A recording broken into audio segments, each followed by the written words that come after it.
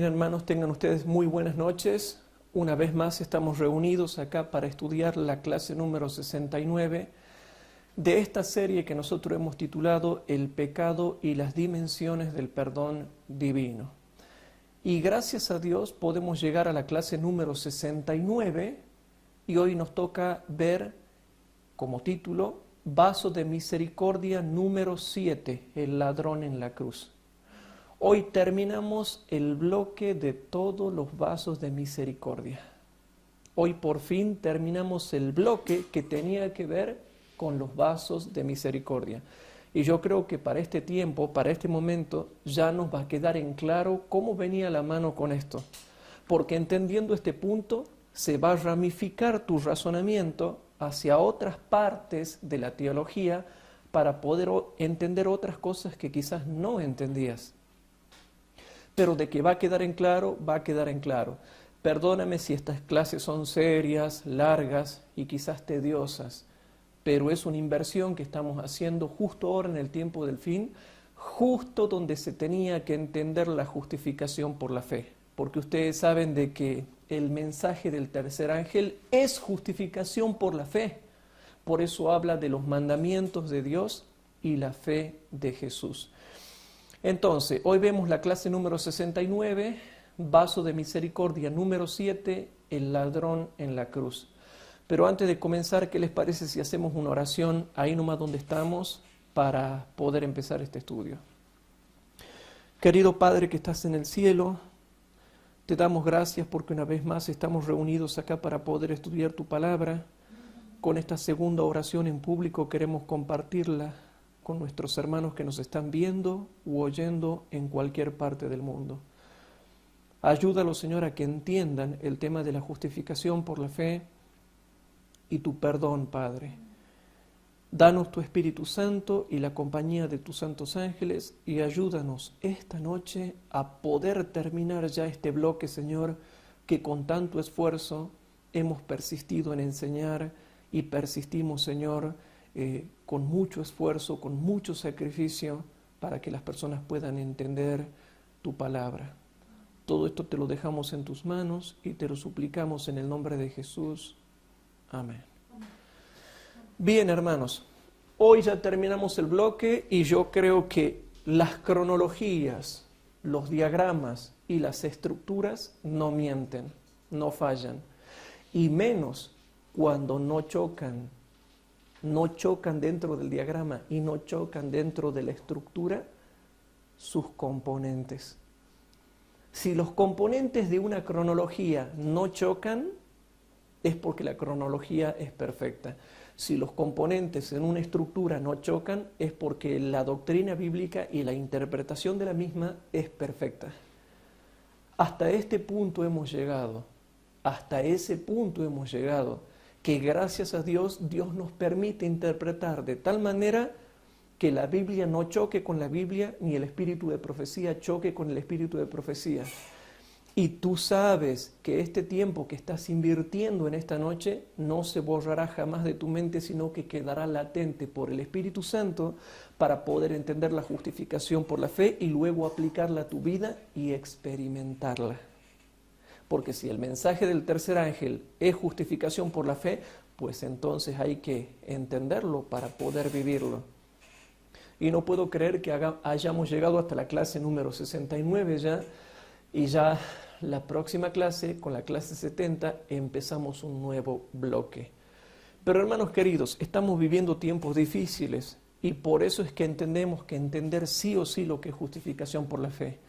Y bueno, yo antes de empezar les dejo en claro que todo ejemplo de un personaje bíblico siempre es dado para los casos iguales, similares, mayores o menores.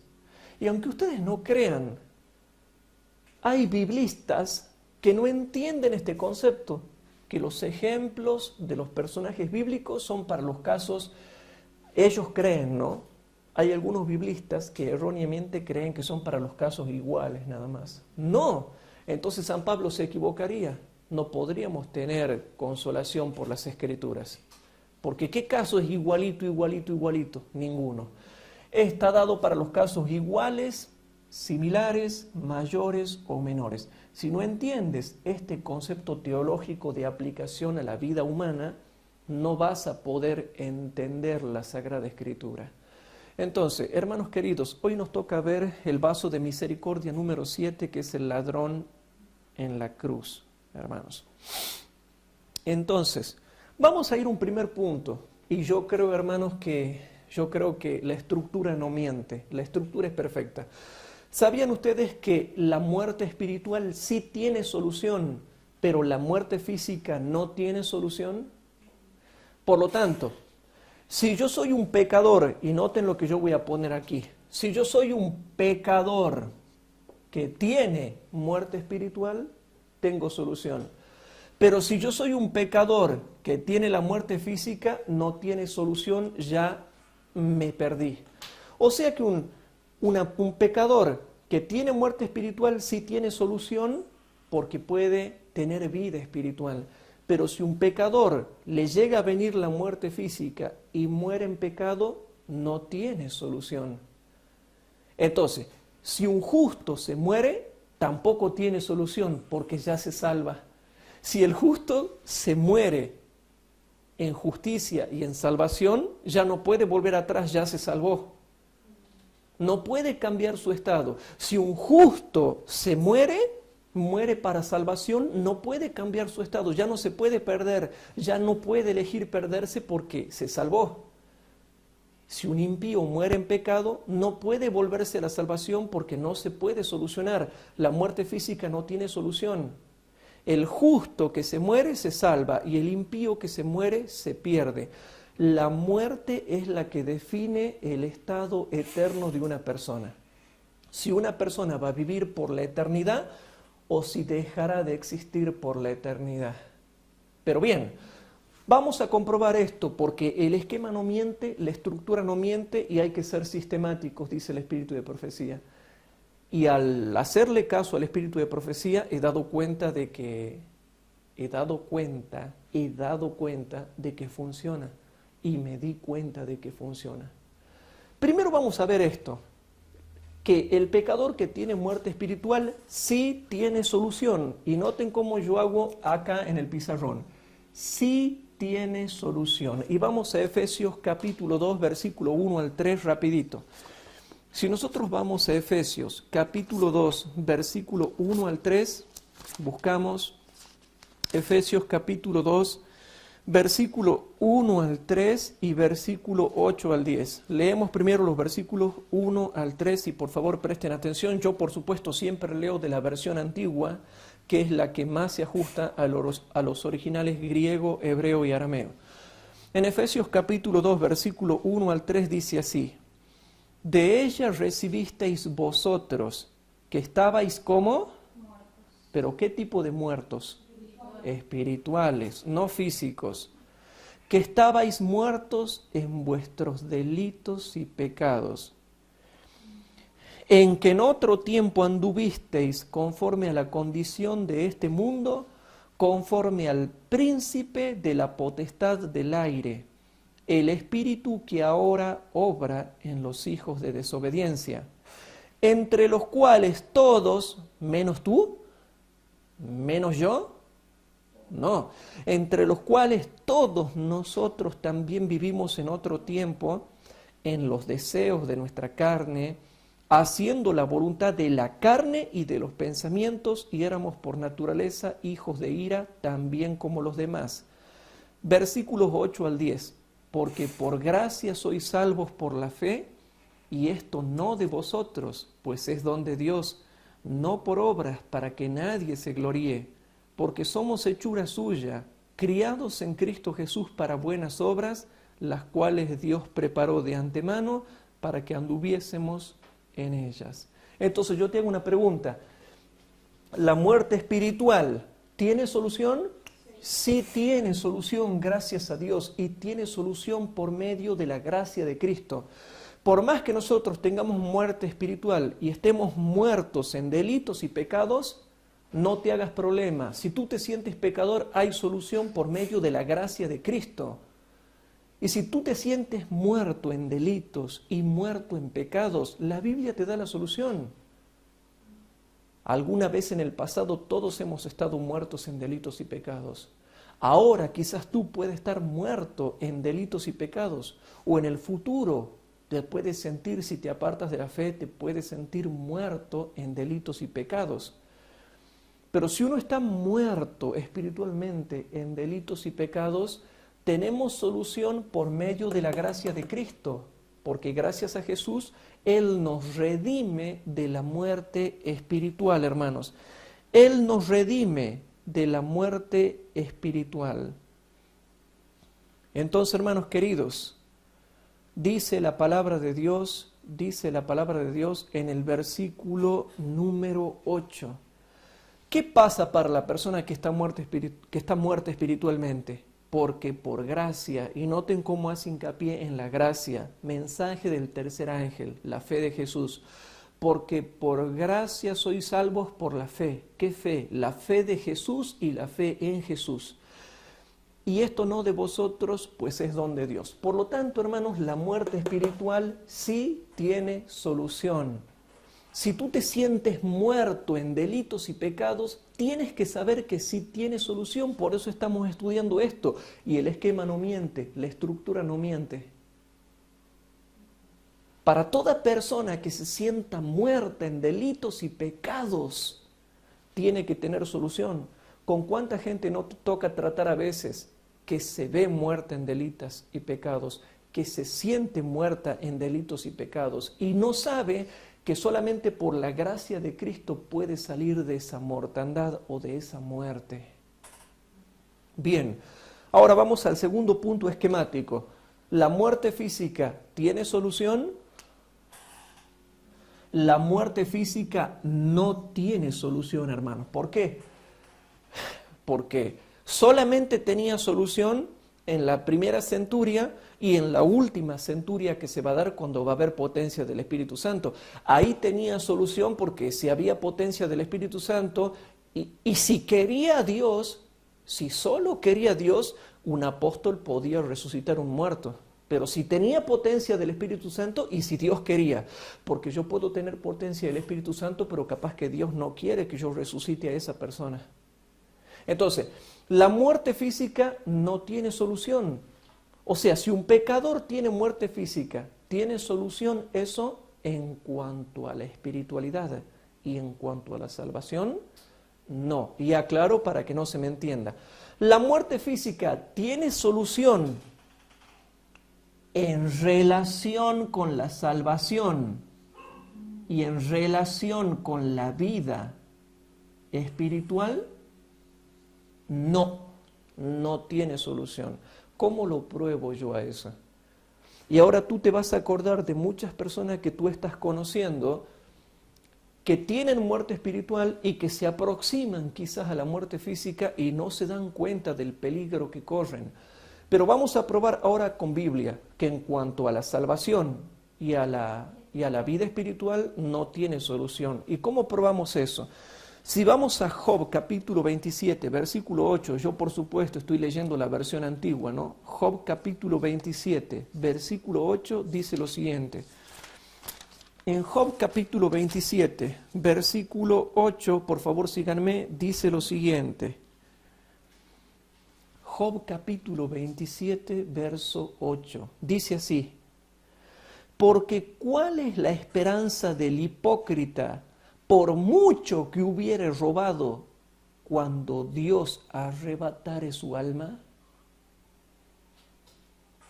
¿Te da consuelo la Biblia o no? ¿Es clara la Biblia o no? ¿Falla el esquema? ¿Falla la estructura? ¿Falla el diagrama?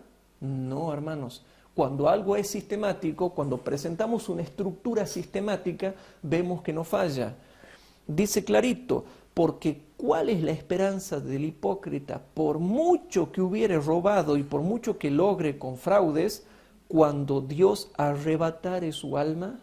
Por eso, cuando un pecador, por mucho que logre en esta vida con fraude, con engaño, con pecado, con hipocresía, una vez que Dios le arrebate el alma ya no tiene esperanza. La muerte física En relación con la salvación y la vida espiritual, o la vida espiritual y la salvación, una vez que se muere ya no tiene solución. El pecador que tiene la muerte física ya no tiene esperanza.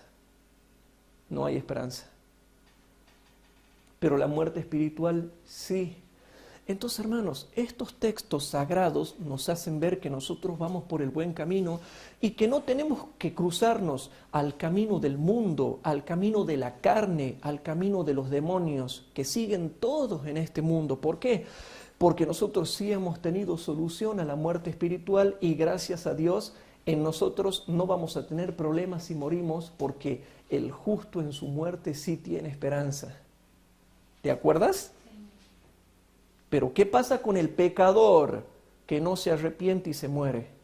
Dice clarito, porque ¿cuál es la esperanza del hipócrita por mucho que hubiere robado cuando Dios arrebatare su alma?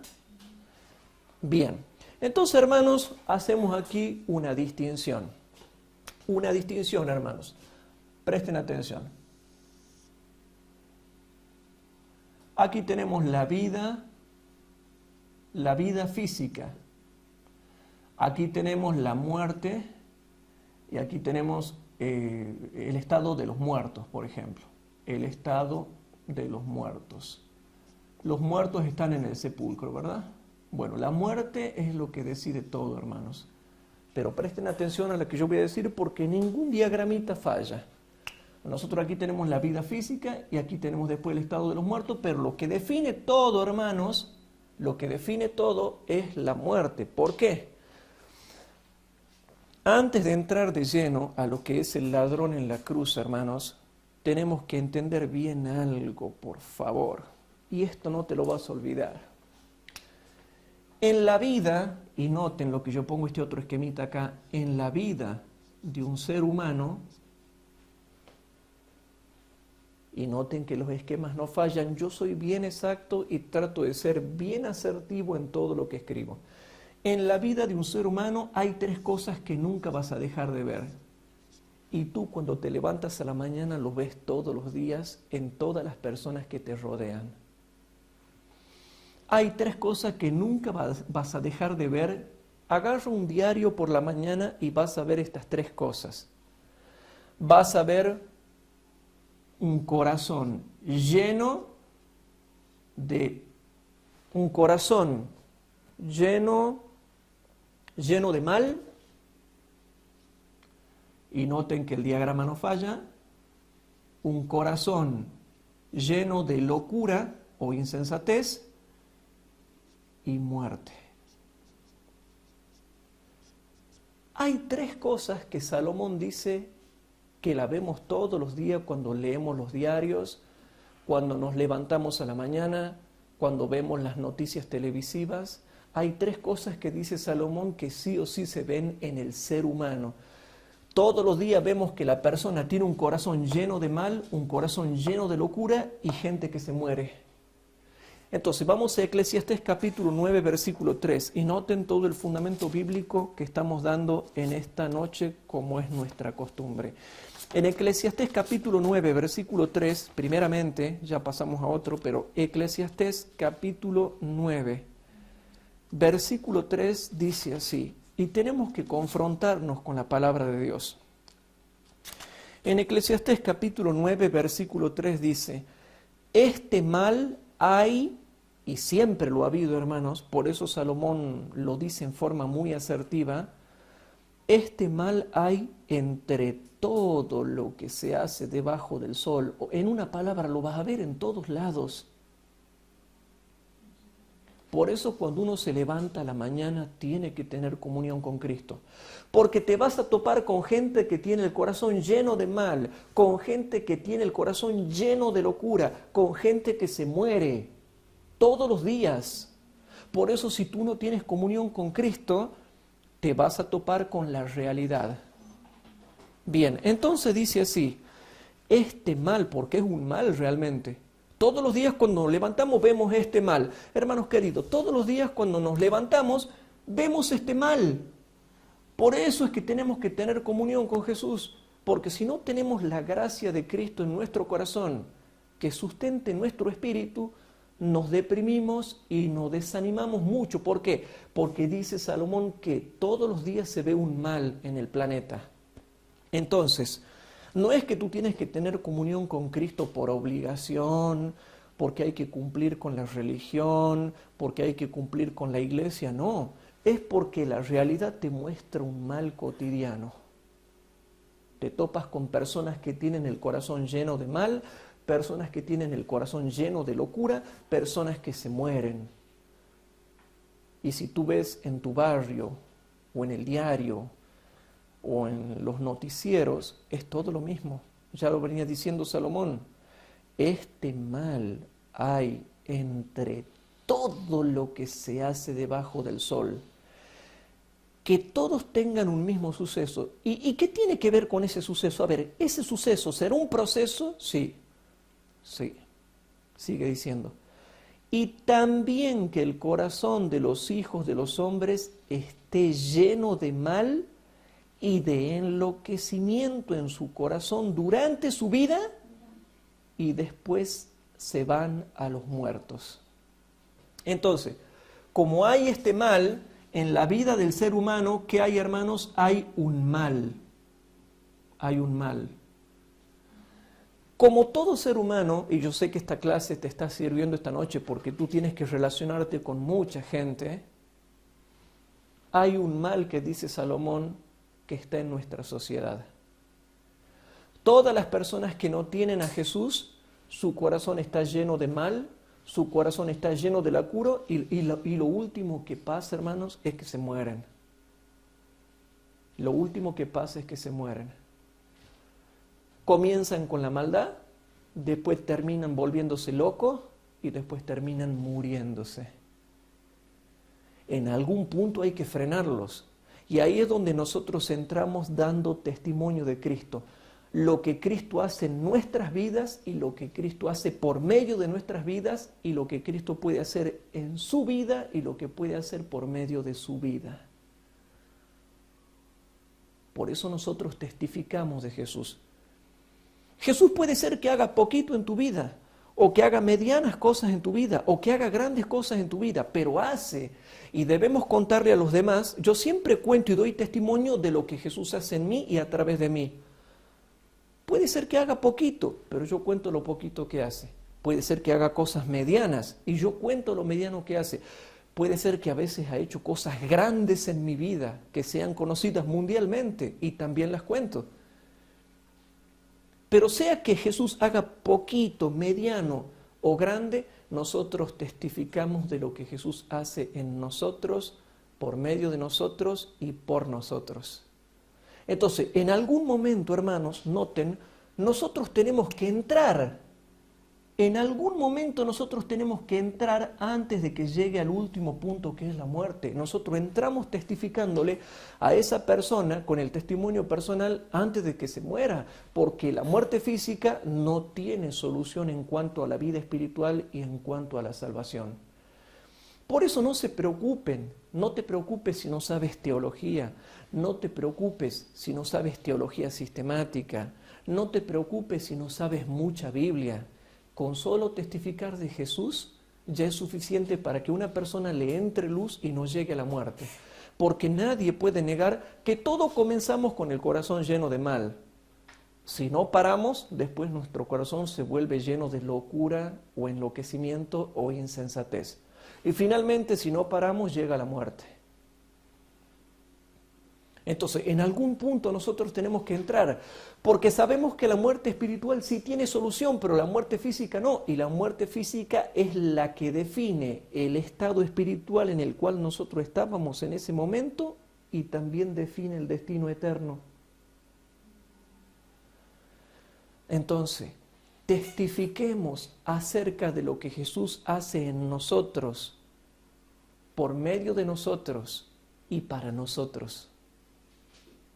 Cuéntale lo que pasa en tu vida cuando tú tienes comunión con Jesús. Cuéntale a la gente, cuéntale a tu novia, cuéntale a tu novio, cuéntale a tu cónyuge, a tus familiares. Empecemos de a poquito.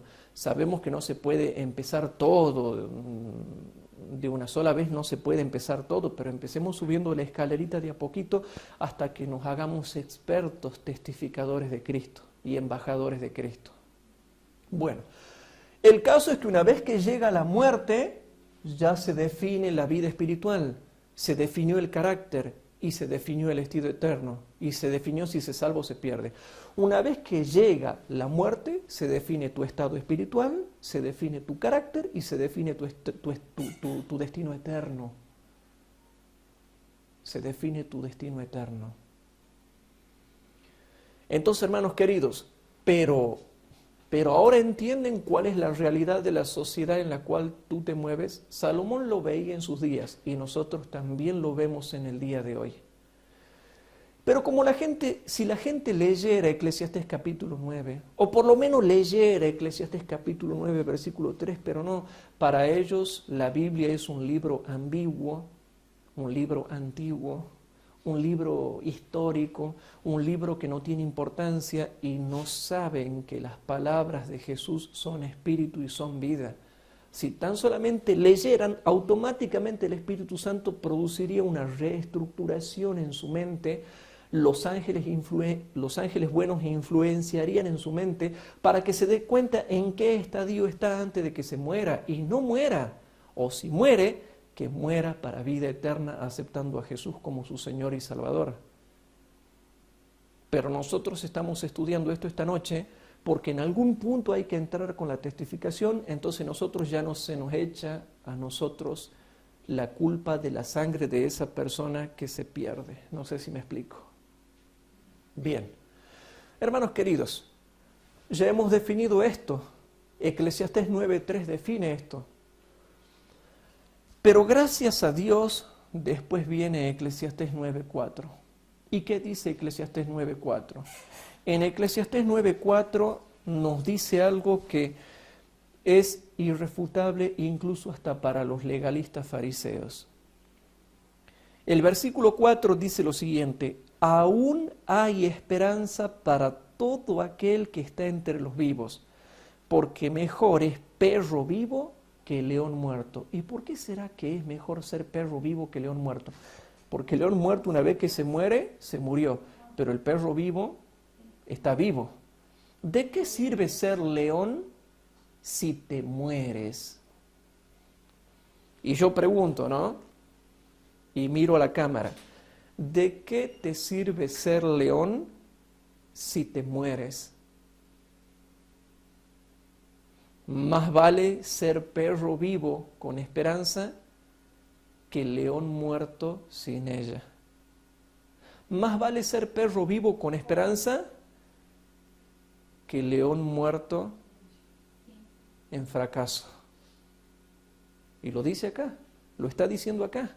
Entonces, hermanos, en Eclesiastés 9:4 dice, aún hay esperanza, y lo estaba diciendo el mismo Salomón, porque Salomón se arrepintió de todas las abominaciones y pecados mortales que cometió, se arrepintió en vida. Y él se dio cuenta que mientras hay vida, hay esperanza. Entonces él dijo, mientras estoy vivo, ¿por qué desperdicio mi vida? No puede ser que yo me muera físicamente y muera en pecado, no.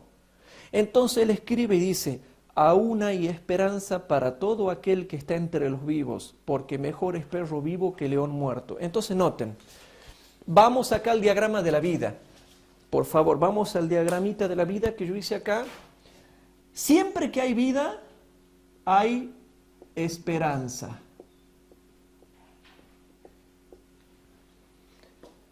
Entonces, aunque sea un perro, noten, aunque sea un perro. Ese pecador puede parecer un perro, se puede portar como un perro, no importa. Mientras el perro esté vivo, tiene esperanza. Y nadie puede negar esto porque el diagrama no falla, la estructura no falla, el esquema no falla. Así sea perro, mientras esté respirando y mientras tenga conciencia, tiene esperanza. Y ahí eso es lo que no le gusta a los fariseos, hermanos. ¿Saben por qué? Porque Dios es dueño de darle esperanza incluso a los perros vivos. Entonces, hermanos queridos, definamos bien esto. Entonces, mientras hay vida, hay esperanza. Pero una vez que uno muere, hermanos, una vez que uno muere, ya hay desesperanza. Desesperanza. Y tú dirás, ¿por qué pones eso si se supone que se entiende? No, en la muerte hay desesperanza. ¿Por qué? Porque lo dice clarito. ¿Cuál va a ser la esperanza del hipócrita por mucho que hubiere robado cuando Dios arrebatare su alma? Pues es verdad, ninguna va a ser su esperanza. ¿Cuál será su esperanza? Ninguna. No hay esperanza, hay desesperanza. Y el diagrama no miente. Hermanos, el diagrama no miente, la estructura no miente, el esquema no miente, la doctrina sistemática no miente. Entonces, hermanos queridos, habiendo entendido eso, nosotros entendemos que mientras hay vida, hay esperanza. Cuando hay muerte, hay desesperanza, porque la muerte define el carácter, el estado espiritual y el destino eterno de toda persona. Por eso es que la muerte es tan importante entenderla. Hay que entender, porque la muerte define tres cosas: tu estado espiritual, tu carácter y tu destino eterno. Y encima, como tú acabas de decir, después entendemos que después de la muerte no hay nada, sino que uno duerme, hay una inconsciencia. Y encima uno resucita para el juicio eterno, que es directamente para que Dios te muestre lo que has hecho, todo lo que despreciaste, y sea juzgado con fuego y destruido para siempre. Los muertos nada saben. Ahora bien, si nosotros estamos hoy, en esta noche, en la vida, porque en esta noche estamos en la vida, ¿cuál es la razón que nosotros tenemos para la esperanza? Vamos a Lamentaciones capítulo 3, versículo 21 al 24. Lamentaciones capítulo 3, versículo 21 al 24. En Lamentaciones capítulo 3, versículo 21 al 24, dice lo siguiente. Busquemos en nuestras Biblias y compartamos con los hermanos que no tienen, compartamos las Escrituras, así ellos lean. Los versículos 21 al 24 dice lo siguiente, hermanos. Dice así. Y qué interesante lo que dice el versículo 21. ¿Cómo dice tu versión común? ¿Cómo dice tu versión, la 1960? El 21. Dice, esto recapacitaré en mi corazón, por tanto esperaré. Otras versiones dicen, esto entenderé en mi corazón para tener esperanza. Así dicen otras versiones, ¿no? Bueno, pero acá ya te está diciendo, esto reduciré a mi corazón, lo llevaré a mi corazón y lo meditaré en mi corazón, por lo cual tendré esperanza, por lo cual esperaré. ¿Qué esperaré? Versículo 22 al 24. Es por la misericordia de Jehová que no somos consumidos. O sea, ¿saben por qué nosotros no somos destruidos? Por la misericordia tierna de Dios. Dice la palabra, es por la misericordia de Jehová que no somos consumidos, porque nunca decayeron sus misericordias. Nuevas son cada mañana, grande es tu fidelidad. Mi parte es Jehová, dijo mi alma, por tanto, ¿qué? Por tanto, en él esperaré. Ahora, leamos la última parte del versículo 21 y la última parte del versículo 24. Dice así, por lo cual esperaré. Y la otra parte, por tanto, en él esperaré. Ahora, se cumple lo que dice Salomón, mientras hay vida, hay esperanza, aunque sea perro. Cuando hay muerte, hay desesperanza, así sea león. Más vale un perro pecador vivo que se arrepiente que un león fuerte que no se arrepintió y se murió. Bien, por fin pudimos llegar a concretar este concepto que hace tiempo que necesitábamos desarrollarlo y hoy lo estamos desarrollando bien y vemos que en este esquema algo choca con algo, se contradice con algo, no, y eso que estamos viendo mucha Biblia. Bueno, hermanos, entremos al tema del ladrón en la cruz. Hermanos queridos, si empezamos a estudiar las Escrituras, vamos a Mateo capítulo 27, versículo 38 y 44. Mateo capítulo 27, versículo 38 y 44. Noten que la doctrina bíblica apologética pura que yo les estoy mostrando no choca con nada. En Mateo capítulo 27, versículo 38 y 44 dice lo siguiente. El versículo 38 dice: entonces crucificaron con él, y está hablando de la crucifixión de Jesús, ¿verdad? Entonces crucificaron con él dos ladrones, uno a la derecha y otro a la izquierda. Versículo 44. Lo mismo también les zaherían los ladrones que estaban crucificados con él. Entonces, para que ustedes puedan ver, yo corro acá el púlpito, acá, y noten, muere Jesús, lo crucifican a Jesús, hermanos, y a uno lo ponen a la derecha, ¿sí? Y al otro lo ponen a la izquierda. Pero hay algo que ustedes no se han dado cuenta. ¿Saben cómo comenzó el primer estadio de ellos? Y esto también lo cuenta el espíritu de profecía, pero no tenemos tiempo de leer todo el espíritu de profecía porque se va el tiempo. No tenemos tiempo de citar. A mí me gustaría ir al deseado de todas las gentes y citar todo el deseado de todas las gentes, pero no se puede. Pero la hermana Huay va explicando cómo comenzaron ellos y cómo terminaron los dos ladrones que estaban al lado de Cristo, uno a la derecha de Cristo y otro a su izquierda. O sea, viéndolo así, como que Cristo esté así de frente. O sea, uno a su derecha y el otro a su izquierda. Resulta que estos dos pecadores, estos dos ladrones eran pecadores. Y aquí es donde tenemos que explicar. Para que estos dos ladrones estén en la cárcel, es porque aparte de ladrones eran criminales.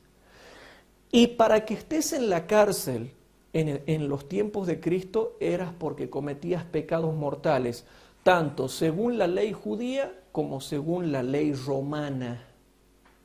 Para que te lleven a la cárcel, no era porque simplemente sustrajo una cosa, no. Era porque alrededor de la práctica común, ¿qué profesión tenían ellos? Hablo, por supuesto, entre comillas, ¿no? ¿Cuál era la profesión de este y de este? Siempre robar. Y analicemos la vida de un ladrón. ¿Cómo es la vida de un ladrón? Él siempre roba, pero roba de una forma o roba de otra, pero siempre roba. Pero en la línea del robo siempre está acompañada por peleas, cuchillazos, heridas con arma blanca, heridas con arma negra, peleas, revueltas, asesinatos, homicidios. O sea, todo puede ir acompañado a la práctica del hurto o a la práctica del robo. O sea que eran criminales. Tenían pecados mortales según la ley judía y según la ley romana.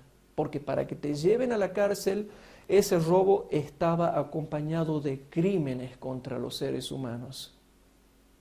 Bien, eso por un lado, ¿no? No hay que ser muy inteligente para darse cuenta de eso. Pero el primer estadio espiritual lo dice clarito, el párrafo que yo les acabo de leer, dice que los dos estaban en rebelión. Los dos les zaherían, los dos lo criticaban.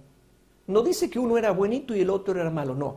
Los dos lo criticaban a Jesús y eso también lo dice el espíritu de profecía. Entonces, yo te lo acabo de probar con Biblia. Ahora bien, vamos a Marcos capítulo 15, versículo 27 y 32. Vamos a Marcos capítulo 15, versículo 27 y 32. En Marcos capítulo 15, versículo 27 y 32, rapidito, vamos rapidito, así avancemos, dice así. Y crucificaron con él dos ladrones, uno a su derecha y el otro a su izquierda. Verso 32. 28. El versículo número 32 dice así. el Cristo, Rey de Israel, descienda ahora de la cruz para que veamos y creamos. ¿Y cómo dice después? También los que estaban crucificados con él le denostaban, lo criticaban igual que los otros. Toda la Biblia dice que el primer estadio espiritual de los dos ladrones que estuvieron crucificados con Jesús a su lado, el uno a su derecha y el otro a su izquierda, los dos comenzaron en rebelión. Noten, los dos comenzaron en rebelión. Estaban rebeldes. ¿Rebeldes contra quién? Contra Cristo. Y puede ser el versículo 28 que dice, y se cumplió la escritura que dice, fue contado con los inicuos. Claro, al decir que dice la Escritura, y fue contados con los inicuos, significa que los dos ladrones habían cometido iniquidad. Al decir fue contado con los inicuos, significa que los dos ladrones habían cometido iniquidad. ¿A dónde dice ese texto? Versículo 28. ¿Sería que Marcos? 15, 28. Entonces, ¿por qué? Porque a los dos, acá ponemos a los dos, si nosotros ponemos Marcos 15, 28, significa que los ladrones eran inicuos. Los dos ladrones, aparte de robar cositas, los dos cometían iniquidad. Pero resulta que lo llevan a Jesús y lo crucifican y todos lo denostaban. Todos los judíos lo criticaban, pero resulta que los dos ladrones también. Y así dice el espíritu de profecía, que los dos ladrones comenzaron criticándolo, pero hubo uno que después le hizo efecto lo que él se venía enterando mientras estaba en la cárcel de lo que acontecía en su pueblo, el pueblo judío. Entonces el otro comenzó a recapacitar, hermanos, pero no podemos llegar a explicar eso todavía. No podemos llegar a explicar eso todavía. Uno comenzó a recapacitar, pero nosotros no podemos ahora comenzar a explicar este esquema sin antes recordarte la gravedad de estos dos inicuos, que según Marcos 15, 28 dice que los dos ladrones eran inicuos. Y Jesús fue contado con los inicuos, el inicuo de la derecha y el inicuo de la izquierda. Bueno, yo pongo el de la derecha, será el de la derecha el que se salvó, el de la izquierda da lo mismo, ustedes lo pueden cambiar, etcétera, etcétera. Pero antes de entrar a este punto, tenemos que hablar de la gravedad de estos dos inicuos con los cuales fue contado Jesús. Yo tengo que hablar de la gravedad de eso, hermanos, y quiero que leamos Judas, versículos 12 y 13. Vamos a Judas, versículos 12 y 13, por favor. Vamos a estudiar bien sistemáticamente la Biblia para que nada choque. En Judas, versículos 12 y 13, por favor, a ver si se dan cuenta. Judas, versículos 12 y 13, habla de cristianos que andan mal espiritualmente, como así también lo podemos aplicar a los judíos, que en el tiempo de los judíos andaban mal espiritualmente. O sea, se refiere al judío que andaba mal espiritualmente o al cristiano de la nueva dispensación que anda mal espiritualmente y peca. Ahora noten, dice el versículo 12 y 13, dice así: estos son manchas en vuestros convites que banquetean juntamente, apacentándose a sí mismos sin temor alguno. Nubes sin agua, las cuales son llevadas de acá para allá de los vientos. Y ahora, por favor, quiero que noten. Árboles marchitos, ¿cómo dice? ¿Cómo los define a los inicuos? Como árboles, ¿sí o no? Árboles marchitos como en otoño. Árboles marchitos, o sea, secos. Árboles marchitos como en otoño, o sea, seco, sin fruto, 2 veces muertos y desarraigados. ¿Qué significa esto, hermanos? 2 veces muertos y desarraigados significa que tenían muerte espiritual y que tenían la muerte eterna. Porque la muerte física, hermanos, es la muerte eterna. Pero estoy hablando, noten, de la muerte física del pecador. La muerte física del pecador que practica el pecado es la muerte eterna. Ahora, si un justo tiene muerte física, eso no es muerte eterna porque resucitará en la resurrección especial o bien en la primera resurrección. Pero de que resucitará, resucitará. Y eso todo el mundo lo sabe. Toda persona que estudia Biblia sabe que si un justo se muere con muerte física, resucitará. Resucitará, hermanos. Si murió antes del año 1844, resucitará en la primera resurrección. Si murió después del año 1844, resucita en la resurrección especial. Pero como estamos hablando de la muerte física del pecador que practica el pecado, nosotros sabemos que un pecador que tiene muerte física, que practica el pecado, es lo mismo que la muerte eterna porque se perdió. Entonces, 2 veces muertos significa que tienen la muerte espiritual y ya tienen la muerte eterna en sí porque ellos quieren ser así, no porque Dios quiere que sean. O sea, son vasos, noten, son vasos de ira preparados para muerte.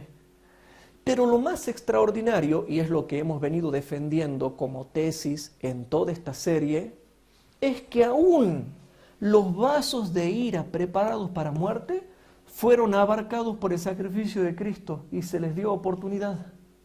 Por lo tanto, noten, vuelvo a leer Judas, versículos 12 y 13. Estos son manchas en vuestros convites, que banquetean juntamente, apacentándose a sí mismos sin temor alguno, nubes sin agua, las cuales son llevadas de acá para allá de los vientos, árboles marchitos en otoño, secos, sin frutos, 2 veces muertos y desarraigados.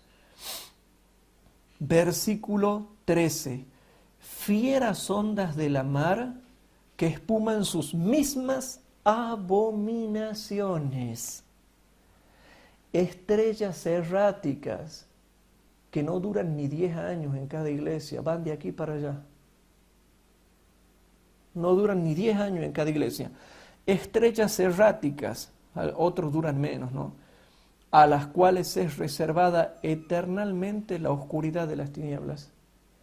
Y resulta que Judas, hablando de esta clase de pecadores, que se los considera así por predestinación, y justificación por la fe, aún para ellos se les extiende salvación, porque en el contexto inmediato posterior dice cómo se los debe tratar. Entonces salteamos al versículo 19 al 23 y noten cómo engancha los versículos 19 al 23.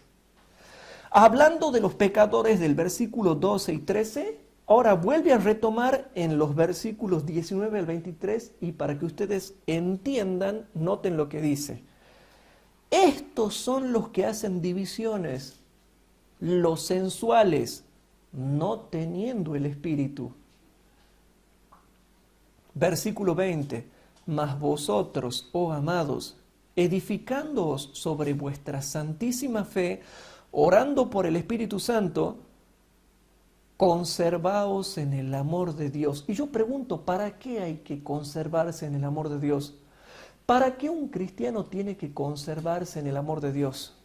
Dice, conservaos en el amor de Dios, esperando la misericordia de nuestro Señor Jesucristo para vida eterna.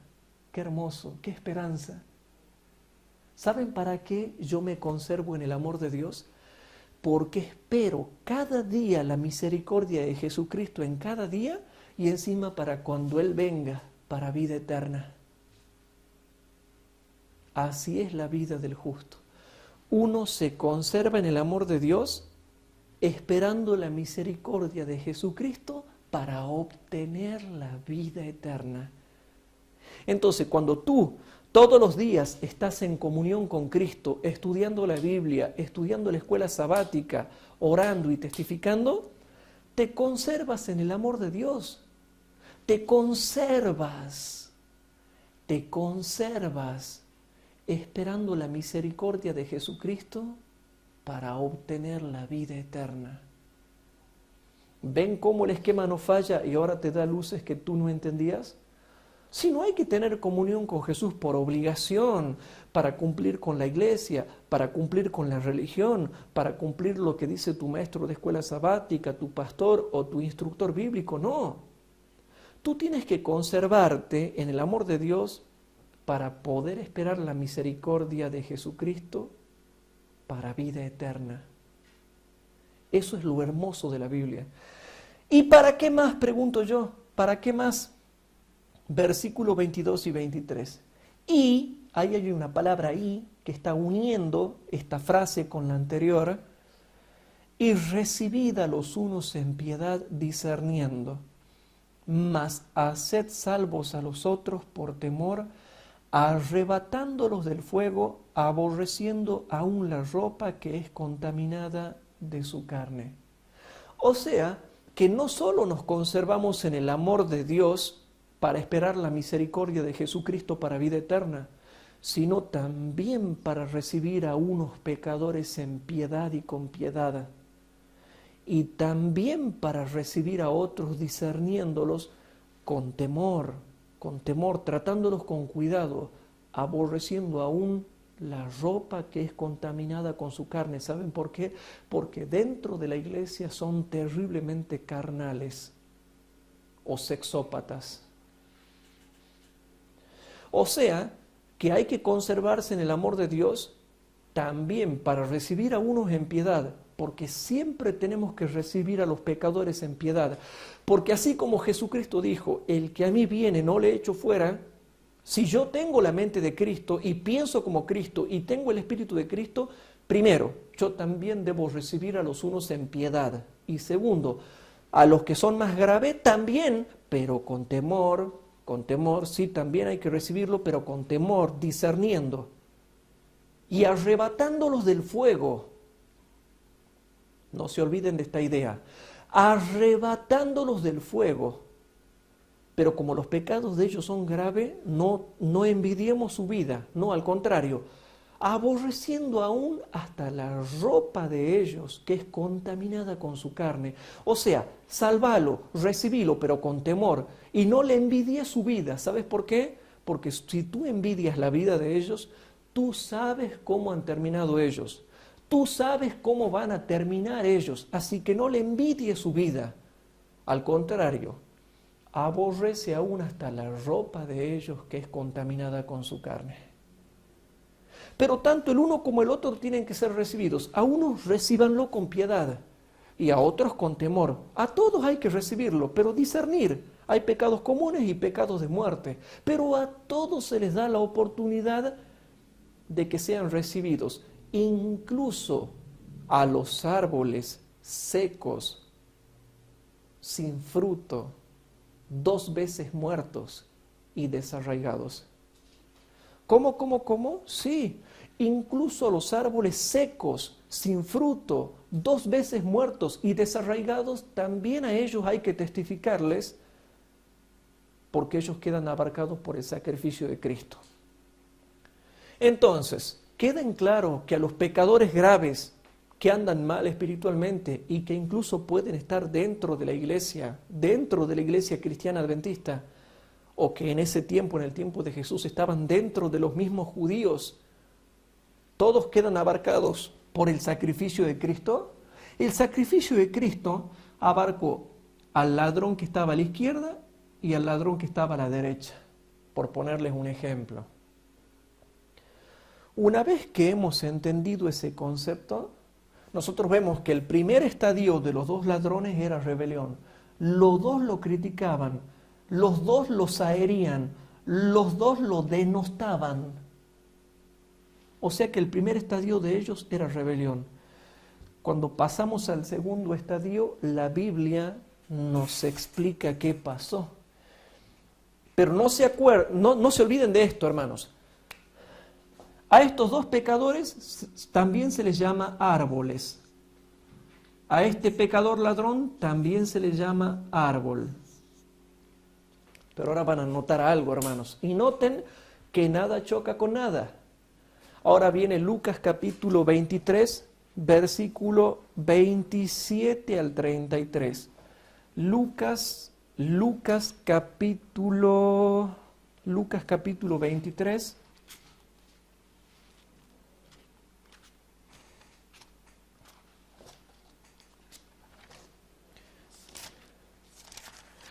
En Lucas capítulo 23, versículo 27 al 31, por favor presten atención a la doctrina bíblica apologética pura que estamos enseñando, ¿sí? Doctrina bíblica sistemática, apologética y pura. En Lucas capítulo 23, versículo 27 al 31 dice lo siguiente: y le seguía una grande multitud de pueblo y de mujeres, las cuales le lloraban y lamentaban. Mas Jesús, vuelto a ellas, les dice: hijas de Jerusalén, no me lloréis a mí, mas llorad por vosotras mismas y por vuestros hijos, porque he aquí vendrán días en que dirán: bienaventuradas las estériles y los vientres que no engendraron y los pechos que no criaron. Entonces comenzarán a decir a los montes: caed sobre nosotros, y a los collados cubridnos. Porque si en el árbol verde hacen estas cosas, en el seco, que es marchito por el otoño, Judas versículo 12, ¿se acuerdan? Si vamos a la comparación de texto, ¿cuál es el seco? El que dice Judas 12, clarito. O sea que si yo comparo Lucas 23, 31 con Judas 12 y 13, te dice clarito cuál es el árbol seco y marchito en otoño. No tengo por qué yo interpretar otra cosa. Entonces Jesús dice, hermanos, porque si en el árbol verde hacen estas cosas, en el seco, ¿qué se hará? Entonces leemos hasta el versículo 33. Y llevaban también con él otros 2 malhechores a ser muertos. Malhechores. Y como vinieron al lugar que se llama de la Calavera, le crucificaron allí y a los malhechores, uno a la derecha y otro a la izquierda. Y aquí se nos da más luz porque Lucas, hermanos, fue muy científico al escribir, este sí que fue sistemático. Lucas era un científico, un médico. Entonces vamos al versículo 39 al 43. Lucas capítulo 23, versículo 39 al 43, y ya estamos en el segundo tiempo, hermanos. Ya estamos en la segunda hora. Pasamos a la segunda hora. Y en Lucas capítulo 23, hermanos, Lucas capítulo 23, versículo 39 al 43. 39 al 43. Aquí está la solución. ¿Qué dice? Y uno de los malhechores que estaban colgados le injuriaba diciendo: si tú eres el Cristo, sálvate a ti mismo y a nosotros. ¿Cuál es ese? Yo escogí así, puede ser que me equivoque, no voy a ser dogmático, pero bueno, puede ser que me equivoque, pero no quiero ser dogmático. Entonces, pongo el de la izquierda, el vaso de ira preparado para muerte, el izquierdo le injuriaba. Entonces, ¿qué pasa? El de la izquierda, ¿en qué continúa? Continúa en rebelión. Bueno, sea el de la izquierda, de la derecha, no importa. Entonces dice, hermanos, el versículo 39, presten atención. Y uno de los malhechores que estaban colgados, uno nada más, le injuriaba diciendo: si tú eres el Cristo, sálvate a ti mismo y a nosotros. Noten que él está yendo a Cristo, pero está yendo mal. Está yendo mal. Está yendo igual que Judas. Está yendo igual que Saúl. Ahora viene el versículo 40 hasta el 43. Y respondiendo el otro, reprendióle. El de la derecha ahora lo reprende, noten, por así decirlo, ¿no? Lo reprende. Y dice así, hermanos: y respondió el otro, reprendióle diciendo: ¿Ni aún tú temes a Dios estando en la misma condenación? Y nosotros, a la verdad, justamente padecemos, porque recibimos lo que merecieron nuestros hechos. Mas éste ningún mal hizo. Y dijo a Jesús: acuérdate de mí cuando vinieres en tu reino. Lo defendió a Jesús, lo defendió, lo vindicó, hermanos, se la jugó, lo vindicó. Qué precioso, hermanos. Este fue bien. El de la derecha, hermanos, lo defendió, lo vindicó. Y dice, hermanos, el versículo 42, y dijo a Jesús: acuérdate de mí cuando vinieres en tu reino. Entonces Jesús le dijo: de cierto te digo que hoy estarás conmigo en el paraíso. Hermanos queridos, nosotros vemos que el segundo estadio es que uno de los malhechores, yo pongo por ejemplo acá el de la derecha, podría haber sido el de la izquierda, pero bueno, yo pongo el de la derecha como para que más o menos ustedes se ubiquen un poquito. El segundo estadio espiritual es que uno de ellos se arrepiente. Y el otro, en este caso, permanece en rebelión. Permanece en rebelión, hermanos. Y yo te hago una pregunta. El ladrón en la cruz, que lo defendió a Jesús, lo vindicó a Jesús y fue bien a Jesús, ¿Jesús lo rechazó? No. Pero el otro fue mal. Encima lo criticaba. No hay que ir a Jesús criticándolo. Hay que ir a Jesús reconociendo lo que somos y defendiéndolo a Él y diciéndole: Señor, todo lo que tú haces es verdadero y es justo. Tú eres veraz y todo hombre mentiroso. Listo. Noten que el segundo estadio, uno de los ladrones se arrepiente, pero el otro permanece en rebelión. Entonces, hermanos queridos, estamos hablando de árboles. Noten que estos dos árboles secos, estos dos árboles marchitos como en otoño, estos dos árboles sin fruto, dos veces muertos y desarraigados, hubo un árbol que se arrepintió. Y Jesús logró arrebatarlo del fuego, cumpliendo él mismo lo que después él mismo iba a decir por inspiración divina a través de Judas. Él mismo logró arrebatar del fuego a uno de los ladrones en la cruz. Él mismo lo logró arrebatar del fuego.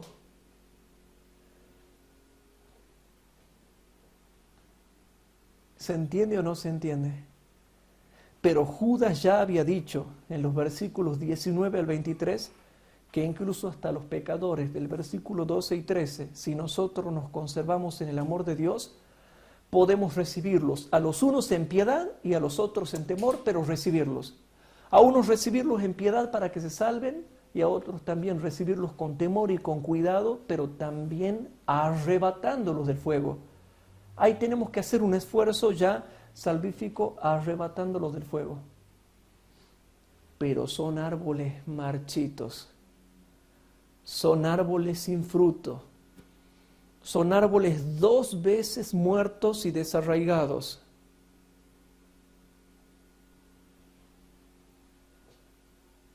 Son árboles. Y Cristo dijo: si en el árbol verde hacen estas cosas, en el seco, ¿qué no se hará? ¿Y quién empezó esa era de los árboles secos? Los mismos judíos en la destrucción de Jerusalén. Vinieron los romanos y los destrozaron a todos los judíos. Y los mismos judíos, portándose mal, mataban a los cristianos y los perseguían. Siempre portándose como árboles marchitos, sin fruto, dos veces muertos y desarraigados. Aquí tenemos dos árboles muertos, pero uno termina arrepintiéndose y el otro continúa en rebelión. Por favor, si son tan amables, Vamos a Job capítulo 14, versículos 7 al 9. Job capítulo 14, versículos 7 al 9. En Job capítulo 14, y ya estamos en la segunda hora, Job capítulo 14, versículos 7 al 9, dice lo siguiente, por favor, que alguien me explique qué cosa significa esto. Job capítulo 14, versículos 7 al 9, y damos gloria a Dios en el nombre de Jesús y decimos amén a esta palabra. Porque si el árbol fuere cortado, aún queda de él esperanza. Retoñecerá aún. A ver, leamos de vuelta, porque ustedes no me están entendiendo. A ver. Porque si el árbol fuere cortado, ¿con qué? ¿Con muerte espiritual o muerte física? Muerte espiritual. Aquí estos estaban cortados, pero con muerte espiritual. Todavía no habían muerto físicamente, aunque estaban crucificados. Y Jesús percibió eso. Aunque estaban crucificados, todavía no habían muerto. Por lo tanto, mientras haya vida, mientras haya respiración, tenían esperanza. Incluso los dos ladrones, y los cubrió a los dos ladrones, pero solamente uno aceptó la salvación de Cristo. ¿Y qué dice el libro de Job? Que mucha gente no logra entender porque no entiende profundidad de doctrina bíblica sistemática. Porque si el árbol fuere cortado, aún queda de él esperanza. Retoñecerá aún, y sus renuevos no faltarán. Si se envejeciere en la tierra su raíz, y su tronco fuere muerto en el polvo, al percibir el agua reverdecerá, y hará copa, ¿cómo dice? Y hará copa como planta. ¿Me van siguiendo hasta ahí, sí o no?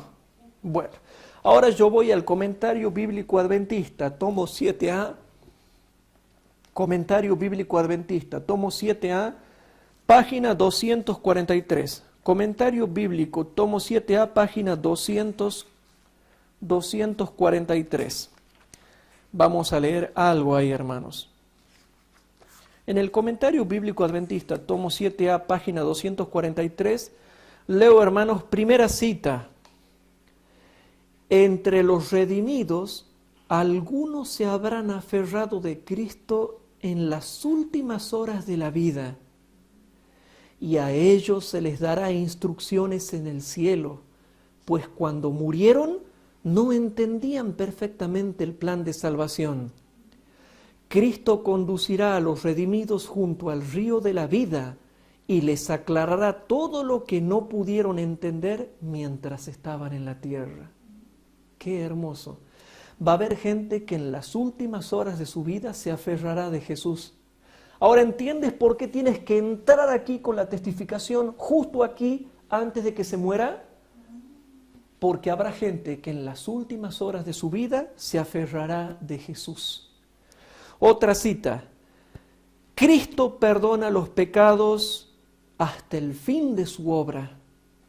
En lo más oscuro de la medianoche, cuando la estrella de Belén está por hundirse en el olvido, he aquí que brilla en medio de la oscuridad moral, con claro resplandor, la fe de un pecador moribundo mientras se sostiene de un Salvador moribundo.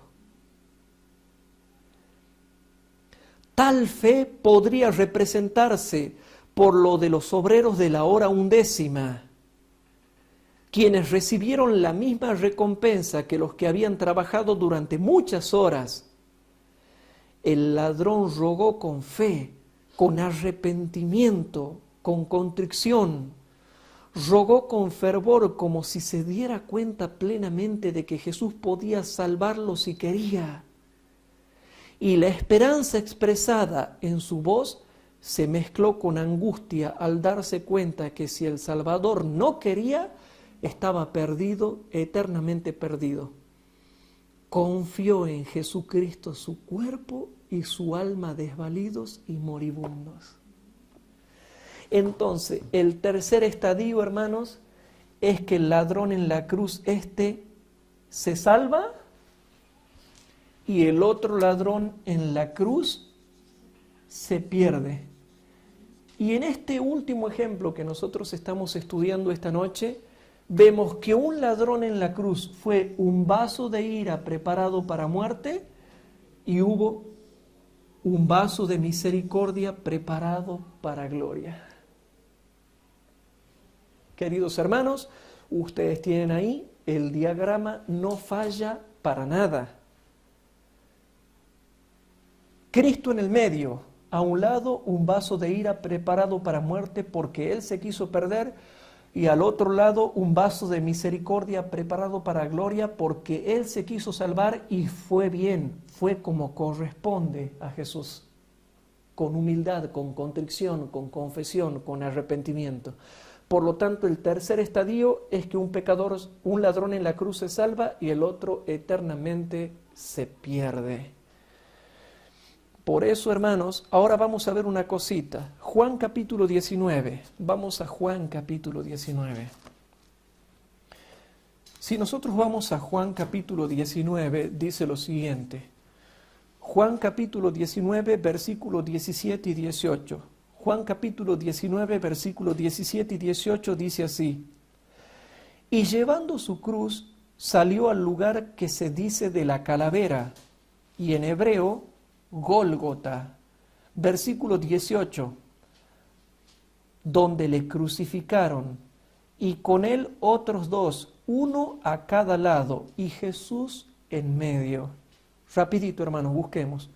Versículo 32 al 35, dice así, y vinieron los soldados, y quebraron las piernas al primero, y asimismo al otro que había sido crucificado con él. Mas cuando vieron a Jesús, como le vieron ya muerto, no le quebraron las piernas. Empero uno de los soldados le abrió el costado con una lanza, y luego salió sangre y agua. Verso 35, y el que lo vio da testimonio, y su testimonio es verdadero, y él sabe que dice la verdad, para que vosotros también creáis. Para que vosotros también creáis. Para que vosotros también creáis. Hermanos queridos, versículo 34. Empero uno de los soldados le abrió el costado con la lanza, y luego salió sangre y agua. Vamos a Juan capítulo 4. ¿Qué fue esa sangre y esa agua? Fue la sangre con la cual Él había de redimirnos y el agua de la salvación que nosotros tendríamos que beber. Vamos a Juan capítulo 4, versículo 13 y 14. En Juan capítulo 4, versículo 13 y 14 dice lo siguiente. Juan capítulo 4, versículo 13 y 14 dice lo siguiente. Juan capítulo 4, versículo 13 y 14 dice así. Respondió Jesús y díjole, cualquiera que bebiere de esta agua, desgraciadamente volverá a tener sed. Mas el que bebiere del agua que yo le daré, para siempre no tendrá sed. Mas el agua que yo le daré encima, como si fuera poco, dice Jesús, será en él una fuente de agua que salte para vida eterna. ¿Va a haber potencia espiritual en los que bebamos de Cristo? Sí, mas el que bebiere del agua que yo le daré, primero, para siempre nunca más tendrá sed espiritual. Y segundo, mas el agua que yo le daré, aparte de quitarle la sed para siempre, comenzará a actuar en él con potencia espiritual. Será en él una fuente de agua que salte para vida eterna. ¿Estás captando o no? El que lee, entienda. El que oye, que oiga. Y el que sepa, que imite. Si nosotros vamos a Juan capítulo 7, en Juan capítulo 7, sigamos por favor entendiendo esto porque es muy importante. En Juan capítulo 7, versículo 37 al 40, ya lo conocen, pero lo repasemos. Juan capítulo 7, versículo 37 al 40, veamos qué vamos a rescatar en esta noche de lo que siempre leemos. Mas en el postrer día grande de la fiesta, Jesús se ponía en pie y clamaba diciendo: si alguno tiene sed, venga a mí. No a su novio, ni a su novia, ni a su cónyuge, ni a los hombres. No, venga a mí y beba. A mí. Yo siempre le digo a todos mis estudiantes, ustedes tienen que llevar un pecador primero a Cristo y después a la iglesia. No puedes llevarlo a la iglesia así nomás, en la iglesia ya está todo estructurado. Quizás no entienda, o quizás cargues a la iglesia con una persona que no está convertida. La responsabilidad verdadera es que tú le testifiques, ¿no? Yo lo llevo a la iglesia, que otro se haga cargo. Es muy fácil así, ¿no? No. Dice, venga a mí y beba. Beba bebida espiritual, beba el agua espiritual para que, primero, nunca más vuelvas a tener sed espiritual. Y segundo, esa agua que yo te daré será en ti una fuente de agua que salte para vida eterna. Será una potencia en ti que se activará. Tú serás un canal de luz para los pecadores que te oyen. Versículo 38.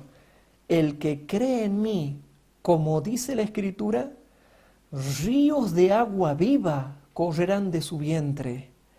Y esto dijo de qué? Del Espíritu que habían de recibir los que creyesen en Él, pues aún no había venido el Espíritu Santo porque Jesús no estaba aún glorificado. Entonces algunos de la multitud, oyéndole este dicho, decían, verdaderamente este es el profeta. Isaías capítulo 55, versículo 1 al 3.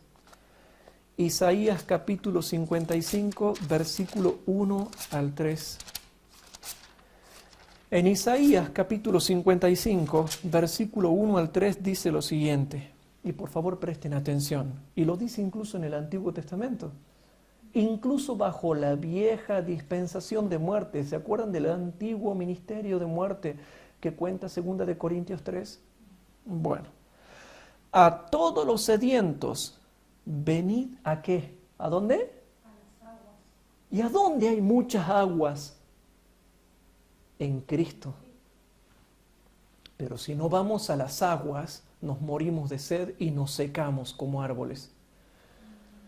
A todos los sedientos, venid a las aguas, y los que no tienen dinero, venid, comprad, comed.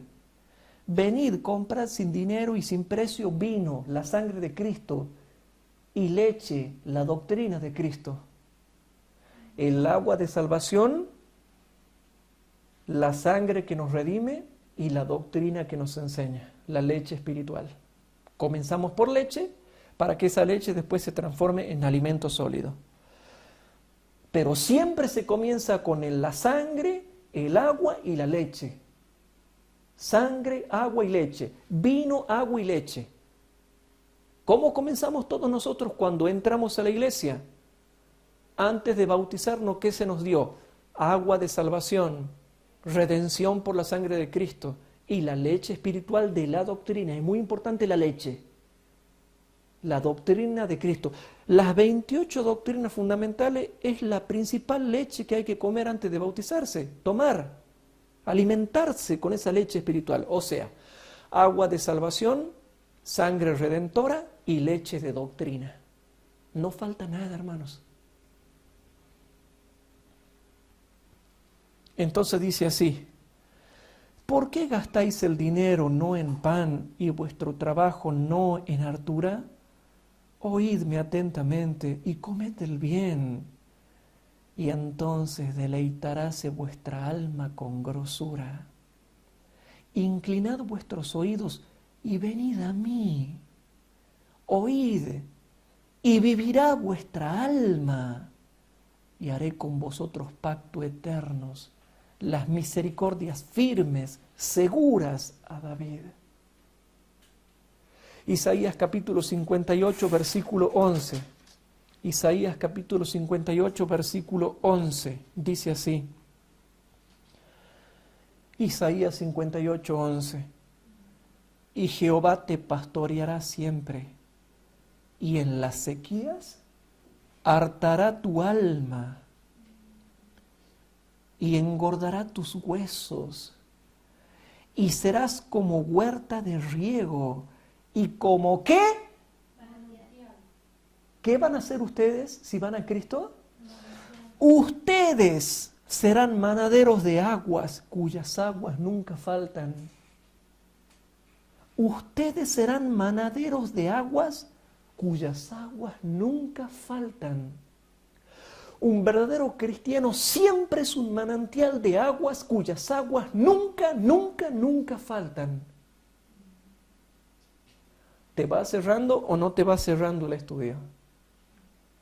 Hermanos queridos, ¿por qué cuando un soldado lo hirió a Jesús salió sangre y agua? Y bueno, salió sangre porque tenía que salir sangre. Pero aparte de eso salió mucha sangre para demostrar que esa sangre cubría a los dos ladrones de los cuales solamente uno se arrepintió y nos cubre a nosotros. Salió agua como símbolo del agua de su salvación, del agua que tenemos que beber, del agua que nos quita la sed, del agua que una vez que la bebemos en nosotros mismos se transforma en un manantial que nunca falla y cuyas aguas nunca faltan.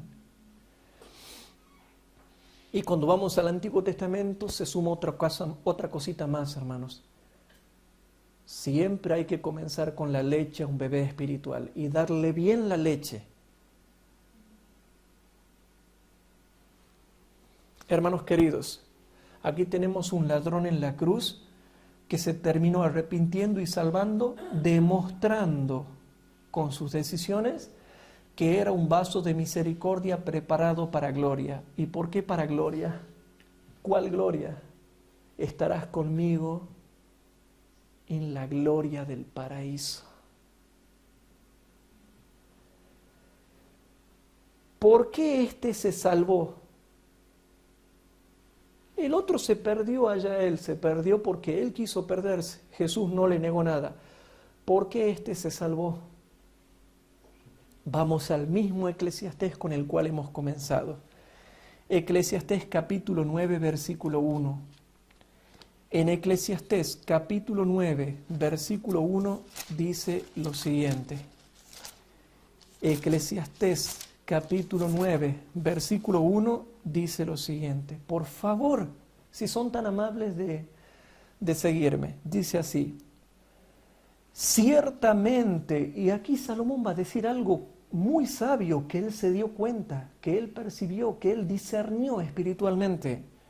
Capítulo 9, versículo 1.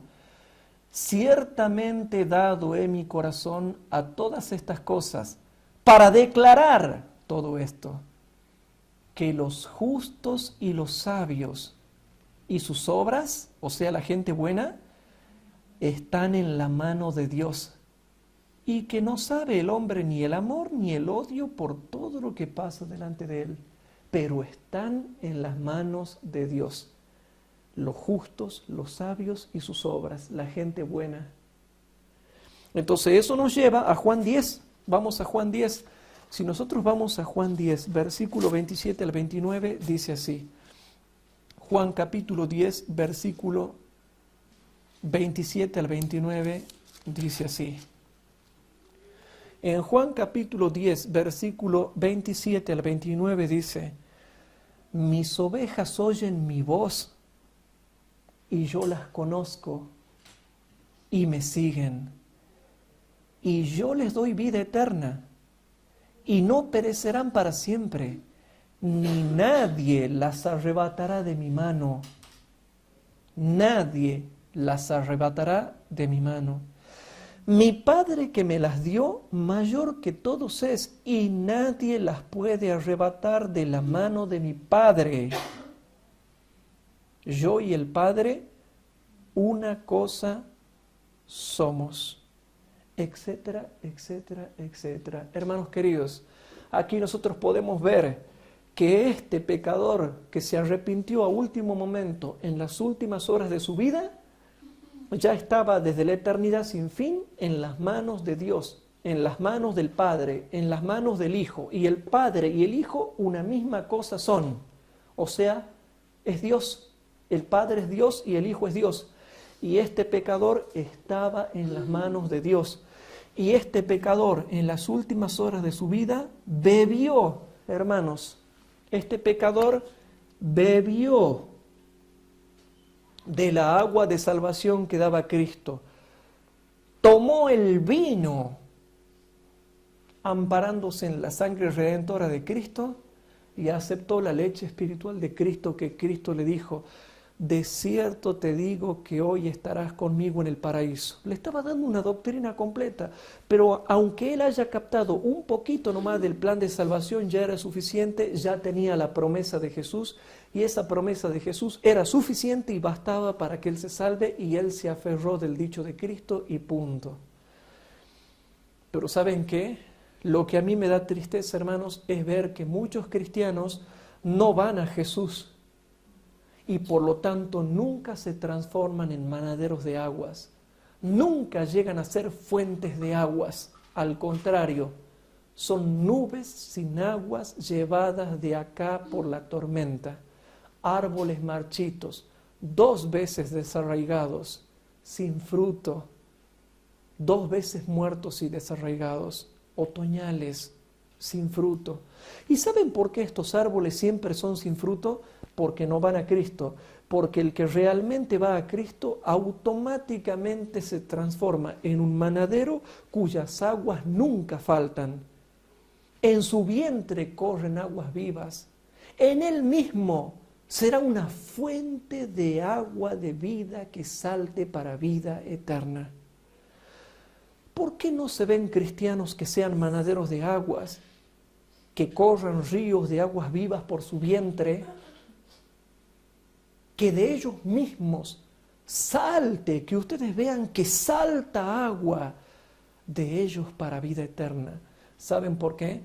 Porque no van a Cristo, porque no tienen una verdadera comunión con Jesús. Pero Dios no permita que nuestro caso sea como el de ellos, que nosotros sí tomemos el vino, sí tomemos la leche y sí tomemos el agua.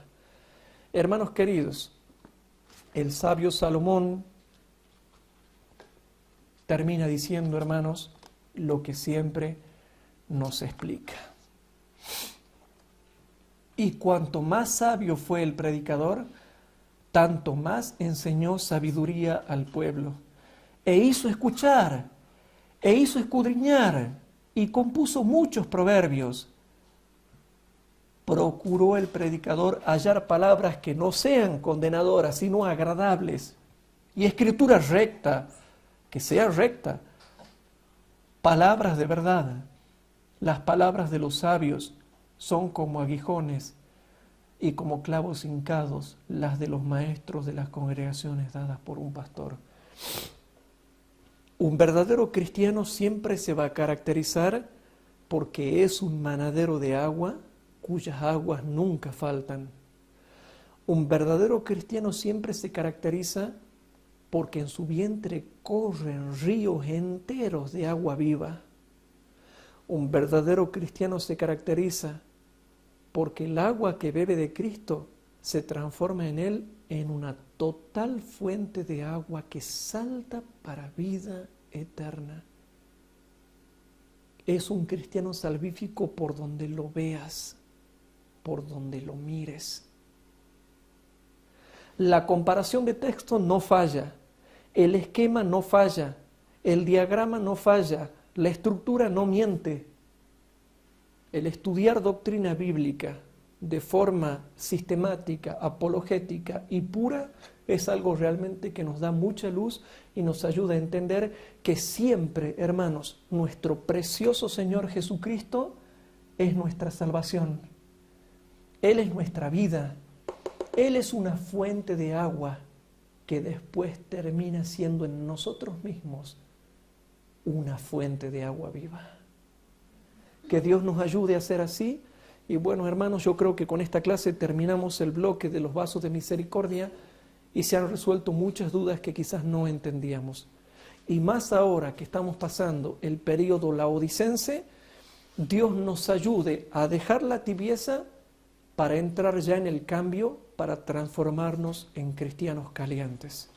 Que Dios los bendiga. Terminemos con una oración.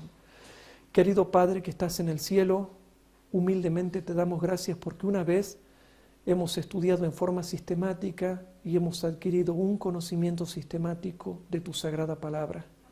Gracias por enseñarnos tanto, Padre, y porque vemos que tú eres muy bueno, Señor, y nunca decaen tus misericordias. Gracias por decirnos que nunca decaen tus misericordias.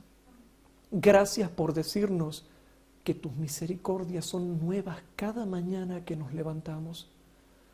Te lo agradecemos todo y te pedimos por favor que bendigas a los hermanos que nos están viendo o nos están oyendo y que ellos también se animen a formar grupos pequeños y clases de investigación bíblica de profundización para terminar de predicar el triple mensaje angélico en este mundo. Te lo pedimos todo humildemente en el santo nombre de tu Hijo, nuestro Señor y Salvador, el Señor Jesucristo. Amén.